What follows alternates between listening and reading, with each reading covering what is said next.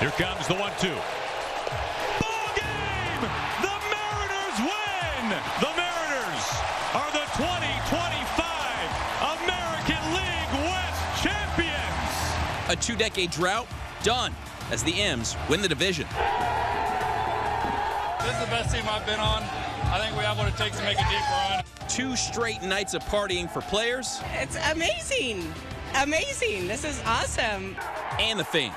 Merch celebrating a division title flying off the shelves for the first time in 24 years. Hey, let's go, baby! Woo! Celebrations tonight, but the work's not finished. Right now on KIRO7 tonight. Here's the 1-2. Ball game! The Mariners win! Seattle, you've waited long enough.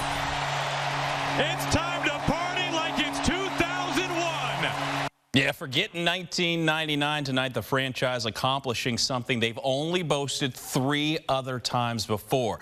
The Mariners can call themselves, you're taking a look at it, the 2025 AL West Division champs. A 2-decade-plus drought broken in front of a packed house of supporters at T-Mobile Park. And the fans had something to cheer about from the very first pitch. 3 solo home runs, then in the first inning alone set the tone in the club. Never looked back from there. Thanks for joining us on what is an historic night. Eric Thomas here in studio, and that stadium district probably still buzzing as the M's put on a hitting clinic to clinch the division. Now, this game felt like it was in the bag from the opening frame. Home run after home run, 5 total, and Luis Castillo had one heck of a night on the mound. 7 innings strong, gave up just 1 run, a season-high 10 strikeouts, and all the players rushing the field to celebrate. You guys have been there every step of the way. Thank you for turning T-Mobile into one of the loudest ballparks in this league. But the credit goes to these guys. They fought hard, they fought strong, and we got a lot more fun baseball ahead of us, so stay with us.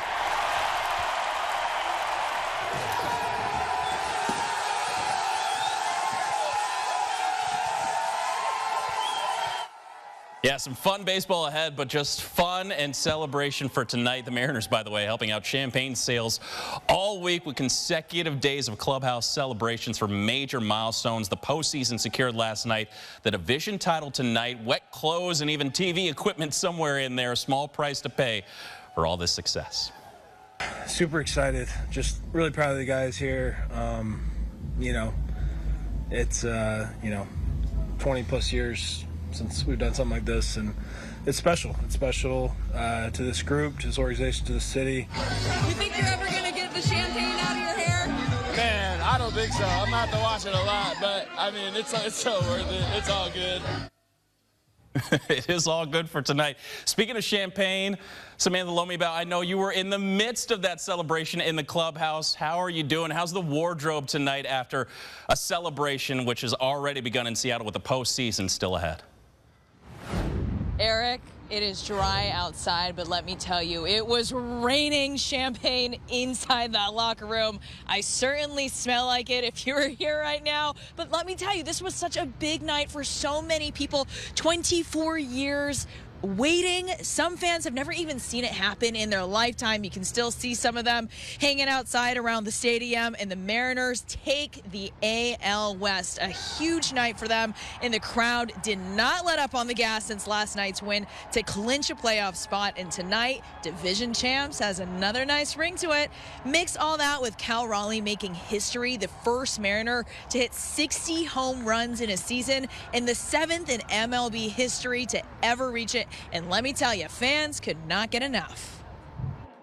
We brought the entire family here, so we're super excited from Arlington, Washington. So it's amazing. We've been fans for years. Amazing! Yeah. I was hoping I'd get to see the pennant championship and Cal hit 60, and I got both my wishes. So exciting. People.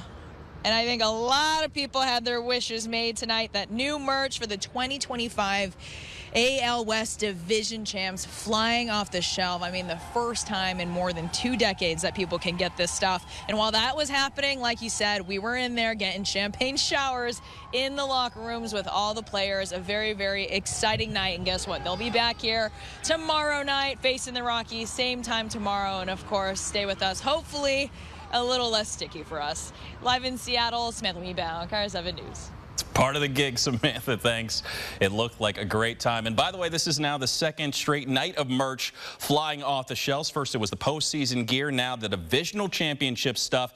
And by the way, last night it only took 7 minutes for stuff to sell out. No telling how quickly it flew, maybe even faster tonight. But if you did miss it, do not worry. More shipments of all that championship gear will be coming in over the next few days. So with that, let's take a moment to look at what's left to earn for the Mariners. The division clearly all wrapped up, but a 2 seed still very much up for grabs. That race coming down to the Mariners, and whoever comes out on top between the Guardians and the Tigers in the AL Central, those two battling it out in their own series right now. But our magic number is down to one more win, and a 2 seed as well as a bye, an all-important bye into the ALDS belong to the M's. We've got 4 games left in the regular season. Now, amid all that team success, we also have to point out one individual who's been having one historic season. We're talking, of course, about Cal Raleigh. You heard it there a little bit. 60th home run, 59 and 60 tonight. We showed that one in the first, but he blasted that other one in the 8th. Now atop the major leagues with 60, most ever for a catcher, most ever for a Mariner, and with a handful more games to go, could continue to make history. That's crazy. 60 is, I don't know what to say. I didn't know if I was going to hit 60 in my life, but and then I did it like this. I mean, you know, just tonight, I mean, what a way to do it. He is speechless. One person who wasn't, though, earlier today, the guy that taught him how to swing. We caught up with the father of the M's hottest bat, Todd Raleigh Sr., telling us how significant this entire season has been for his son. I know he's happiest when he's winning, and I know how much time goes into it all the way back to the off season. It's a lot. It's not just the games. And to see those boys happy last night, it makes me happy. Happy again tonight. And you know what? He was celebrating with Cal on field. Both of his parents were on field celebrating tonight's win. Hopefully we got a lot more great baseball, as Dan Wilson said, coming up in store. More fun on the way, and you can follow the M's World Series push every step of the way on the KIRO7 News app. Well, Mariners madness, unfortunately, coinciding with interstate closures tonight. You're looking at the mess eastbound on I-90 after it was reduced to 1 lane right before the game's end tonight. This is all ongoing nightly work that started last week that's causing the backup here. Now, some relief to the work on I-90. The on-ramp at East Mercer Way will reopen tomorrow morning.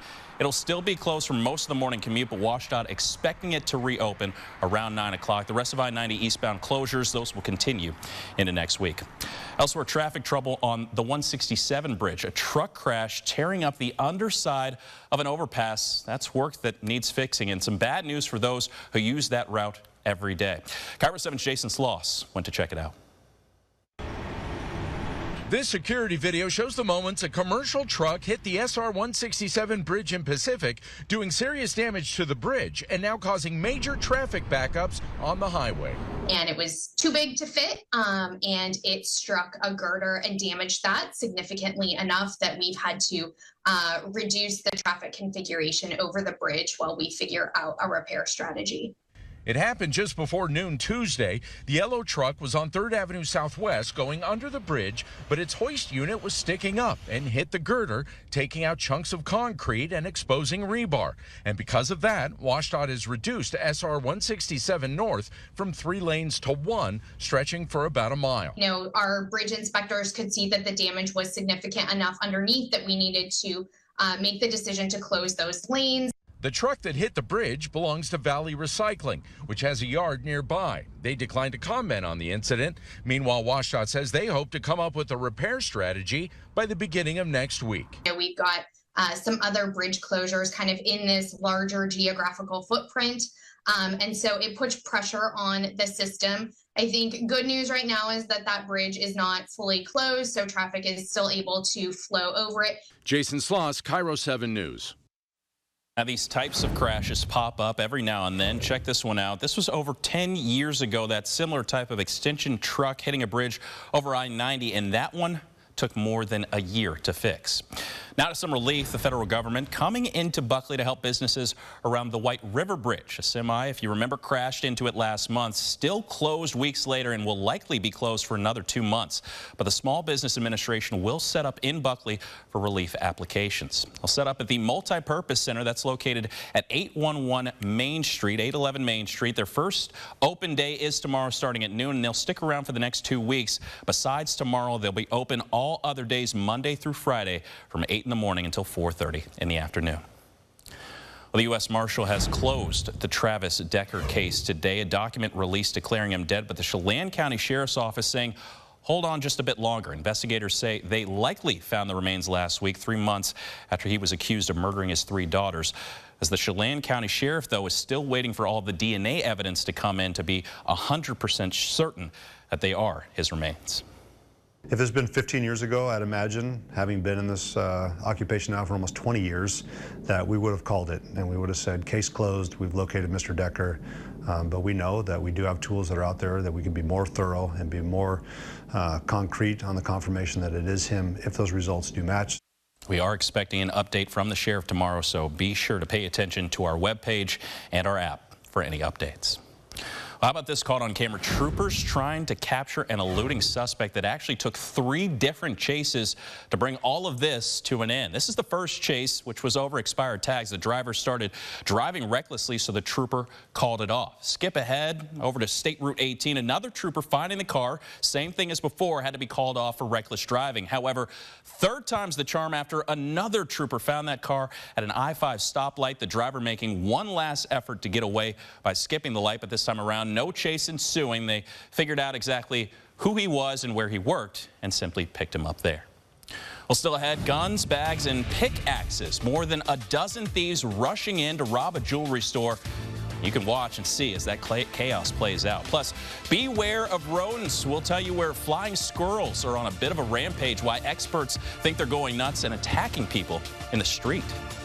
We're going to have a bit of a taste of fall the next few days, cooler than average temperatures as the leaves start to change. But I'm tracking when rain starts to move in. We really need that for our fire danger next.